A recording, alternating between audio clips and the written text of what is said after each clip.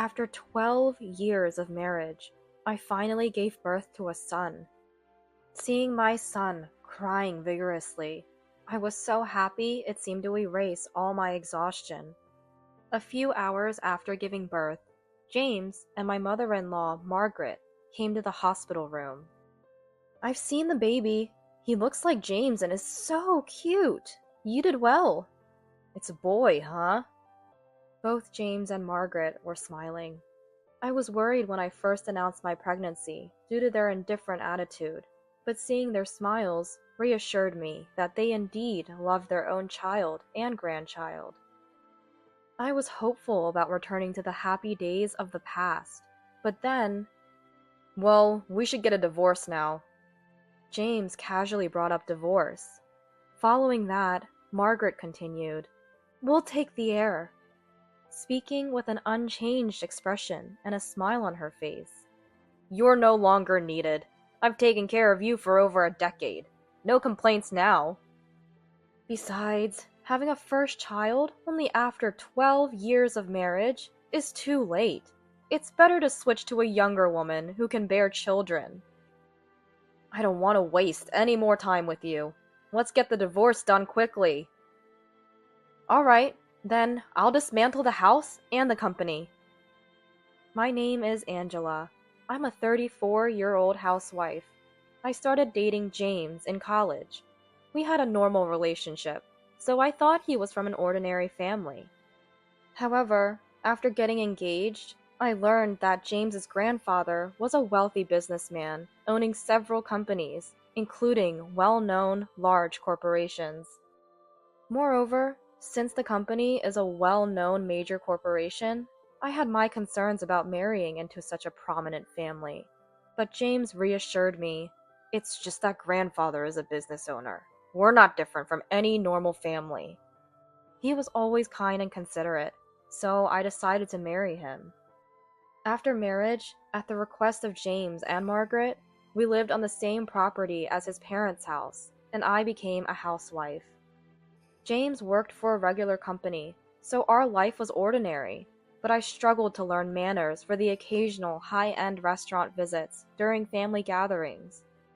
3 years into our marriage, Margaret, who hadn't interfered much before, started to comment, "It's been 3 years already, and no child?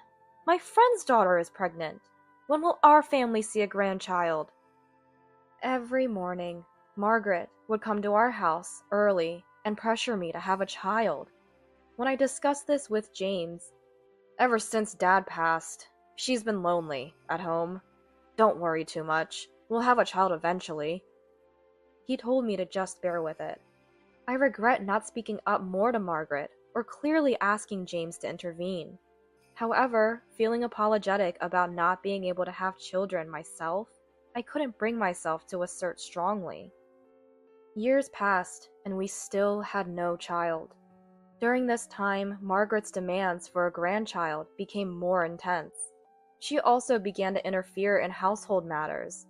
She criticized my cooking, demanded I finish gardening within an hour, and generally harassed me. Exhausted by her attacks, I asked James for help, but his response was dismissive. "Deal with it yourself. I'm too tired to discuss such things." He would cut me off with a sigh. At that time, James was busy establishing a subsidiary company of his grandfather Paul's business and becoming its president. He had a lot of work and social drinking, so he was often late and too tired to listen to me. Our conversations dwindled, and our marital life suffered. Still hoping that having a child would bring back our happy times, I started fertility treatments. The treatments left me physically and mentally drained, full of anxiety about whether they would work. But I persevered, dreaming of a happy family life. Finally, after 12 years of marriage, I became pregnant. I was so overjoyed when the doctor told me that I wanted to jump for joy. I called James immediately after leaving the hospital to tell him, "Are you busy at work? Sorry to disturb you. I just visited the hospital. I'm pregnant!" "Oh, okay. I'm busy with work now. Gotta go." But James's response was indifferent. His reaction dampened my excitement. When I told Margaret, "You finally got pregnant! I thought I'd never see a grandchild." Her response lacked any words of joy or congratulations, which was a shock to me. Even after getting pregnant, Margaret's harassment didn't stop. She made me clean inside her house and took my prepared meals without asking, increasing my household burden. James continued to come home late, leaving us with no time to talk. At that time, I was thinking, should I consider divorce? But maybe with the birth of our child, we could become a happy family. My feelings were fluctuating. Then, half a year later, I finally gave birth to my son. Seeing him cry energetically made all my fatigue disappear. I had hoped for James to be present at the birth, but told myself it was okay since he was busy. A few hours later, both James and Margaret arrived at the hospital room. I was taken aback by their sudden visit without any prior notice, but said nothing, thinking they came to rejoice at the birth. "I've seen the baby. He looks like James and is so cute. Well done." "It's a boy, huh?" Both James and Margaret were smiling. I had been anxious due to their indifferent attitude when I first reported my pregnancy, but seeing their smiles, I felt relieved, thinking they must find their child and grandchild adorable. I was hopeful we could return to the happy days of the past, but then, "So we're getting a divorce." James brought up divorce as if it was just casual conversation. Following that, Margaret said, "We'll take the heir." She said this without changing her expression, maintaining her smile throughout. "What are you talking about? Why talk about divorce right after our son is born?" "Because he's born. You're no longer needed. I've taken care of you for over a decade, so no complaints now. Besides, having a first child only after 12 years of marriage is too late. Angela, you're over 30, and we can't expect another child from you. It's better to switch to a younger woman who can bear more children." I was speechless, and they, mistaking my silence for agreement, continued with their selfish demands. "You've been a housewife for over a decade, so you'll struggle on your own. I won't ask for child support." "We'll raise the grandchild properly. He's an important heir after all." They left the room, looking satisfied. Alone, in the quiet hospital room, I thought about how to make James regret bringing up divorce. I had never considered avoiding divorce, so I was convinced my love for him had already faded. Resolved, I called my parents to ask them to pick me up on the day of my discharge. I feared that if I went back to our house, my son would be taken away. Not wanting to trouble my parents with details, I simply told them that it looked like I was going to divorce James. I emailed James and Margaret, telling them I needed to stay at my parents' house for a while due to poor health. Margaret complained, but James only responded with a simple "okay." Whether he thought it was hard to care for an infant, or believed I couldn't escape, I was relieved they didn't oppose. Though cautious, neither James nor Margaret visited the hospital or my parents' house afterward. While Mom cared for my son, I decided to call Paul, my grandfather-in-law, to make James regret his decisions. It felt presumptuous to rely on Paul to weaken James and Margaret's standing within the family, and to get a lawyer referral, but I was determined. I knew the phone number, but it was my first time calling it. I was quite nervous while the phone was ringing. When Paul answered, I told him about my pregnancy, the birth, and what the two had said. I forwarded emails of Margaret's harassment and mentioned my suspicions of James's infidelity based on Margaret's comments about switching to a younger woman. Paul said he couldn't judge based on my account alone and would look into it, promising to call back. A week later, Paul called. He found that James had been cheating for 3 years, and Margaret was spreading rumors that I had run away, forcing her to raise my son. Paul's anger was palpable, even over the phone. He arranged for a detective to gather more evidence of James's infidelity and referred me to a divorce lawyer experienced in such cases. Then, more evidence of the affair surfaced. The other woman was a quiet-looking woman in her early 20s. Photos of James entering the woman's condominium, others where they looked happy, arm in arm. There were also photos of her entering our home. And there was a picture of her chatting with Margaret, suggesting that Margaret knew about James's affair. With this, everything was ready. With my health improved, I decided to discuss divorce with my husband. We agreed to use the reception room at his company for the conversation. When I arrived at the reception room with my lawyer, I found my husband and Margaret seated on the sofa. "Where is my grandchild? You haven't let me see him since then." Margaret glared at me with furrowed brows. "He's at my parents' house." "You're incapable of proper child care, so hand him over to me quickly." "Running off to your parents and bringing a lawyer? I was going to let things slide without asking for child support or compensation. But if you're set on this, I'll fight back, thoroughly." "What do you mean by compensation?" "I am destined to inherit grandfather's company, and I've been taking care of a woman who couldn't have children for over a decade. It's only fair that I receive compensation." The lawyer looked at him with a cold gaze. "I wonder who should really be paying compensation." "What are you talking about so arrogantly?" "Let me confirm, James. You wanted to switch to a younger woman because I couldn't have children quickly, and I'm not young anymore, right?" "We need someone obedient and capable of having children in our family. Angela, you were too headstrong and didn't fully commit to being James's wife." "James, do you also want a divorce?" I asked. "I don't want to waste any more time on you. Let's just get divorced quickly." Margaret and James responded exactly as I expected, and I couldn't help but smile a bit at their predictability. "Okay then, I'll just have to bring down the house and the company." "Really?" "What?" both exclaimed, laughing at what they thought was an absurd statement. "What are you talking about? Trying to bring me down? That's ridiculous." "James's company is a subsidiary of my father's company. Someone from a poor family like you couldn't possibly do anything about it." She continued to laugh for a while after saying this. "Then please look at this first."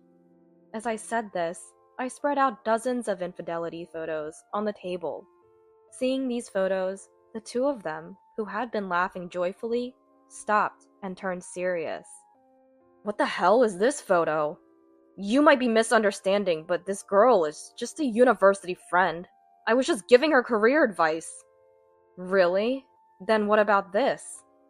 I took out a voice recorder and played a recording of my husband and his affair partner talking excitedly about their honeymoon and newlywed life. Hearing this, my husband and Margaret went pale. "What is this? I don't know anything about this." "I hid this voice recorder in the house a few days ago when you two were away. I originally bought it to gather evidence of Margaret's harassment." I anticipated that James would deny the photos, so I installed the voice recorder to ensure there'd be irrefutable evidence. "But you had already gone back to your parents' house, so we were practically separated. Our marriage was already broken." "I only went back to my parents' house after giving birth. It wasn't a separation. Plus, I know about your affair with her for the past 3 years. I have proof." "That's just you saying things. Where is this proof?" "Actually, I met with the woman who was James's affair partner." I decided to meet and talk with her because, from the recordings, it seemed like she might not know that my husband was married. When I talked to the affair partner, it turned out she indeed didn't know that my husband was married. When I told her I was James's wife, she was lost for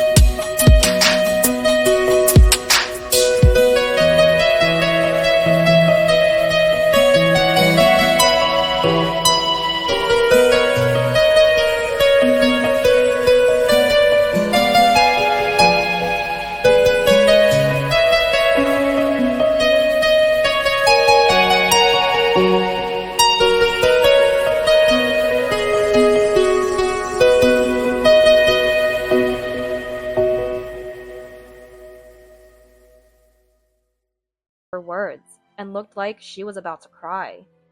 She showed me their message exchanges, where he portrayed himself as single, lamenting his recent divorce and loneliness, and made no mention of being married. I took photos of these messages as further evidence of the affair. James was speechless when I showed them to him. Not only did you have an affair, but you also lied about being married. What would your company think if they found out? Are you trying to blackmail me? An affair won't bring down a company. I see. So you're fine with him hearing about it then. Saying this, I showed James the screen of my mobile phone. It was on a call, and the person on the other end was Paul. Your grandfather couldn't come in person, but was concerned about me. So he's been listening in. He's been helping me gather evidence of your affair. Hearing this, James immediately began to apologize profusely. I'm so sorry. This was just a minor marital issue. As he started to make excuses, Paul's angry voice came through the phone.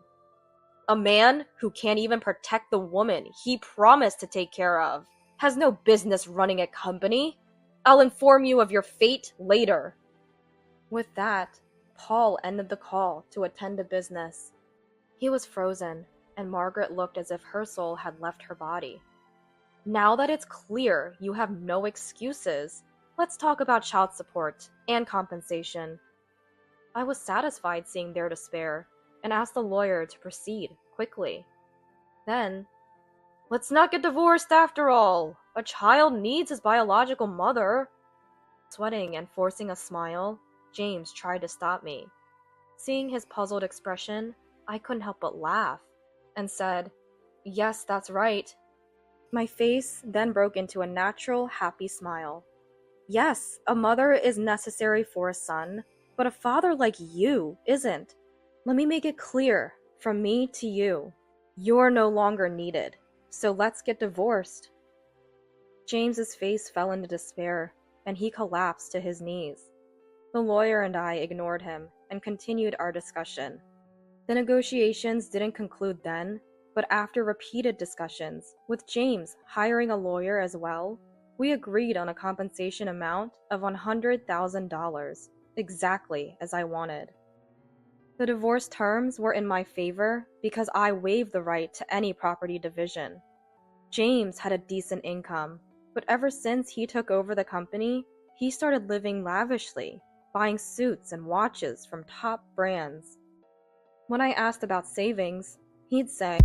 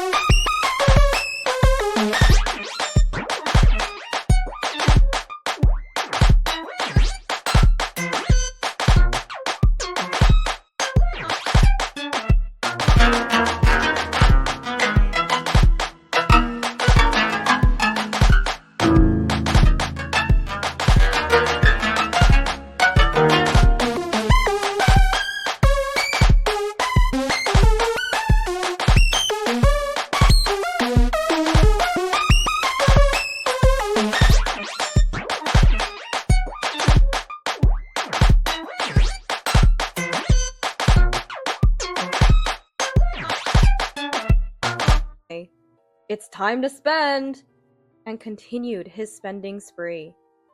I suspected he had little saved, and I was right. His savings were less than $100. Since they had no savings, My husband and Margaret had to sell off numerous luxury brand items to pay the compensation. Without a home, James and Margaret started living in an apartment. James's company failed after losing Paul's support and being shunned by business partners. The employees, left jobless, were taken care of by Paul. He managed to find a new job, but his income was less than half of what it used to be. This made their life difficult, and even Margaret, who had always been a housewife, had to start working part-time. Living together as a couple would have been manageable, but James still had child support to pay. Moreover, both of them couldn't adjust to a lower standard of living, and their debts only kept growing. Margaret tried to seek help from relatives, but no one would assist her. In fact, I heard from the relatives that they were ignoring her. It seems the voice recordings I had shared with them of Margaret were effective. It's been over a year since the divorce, but James has never tried to visit our son. Perhaps it's not that he doesn't want to, but he might be unable to afford the phone bills to arrange a visit. Either way, there has been no contact from him or Margaret, and my son and I have been living peacefully. I can't imagine co-parenting with them, so now I'm grateful that James initiated the divorce.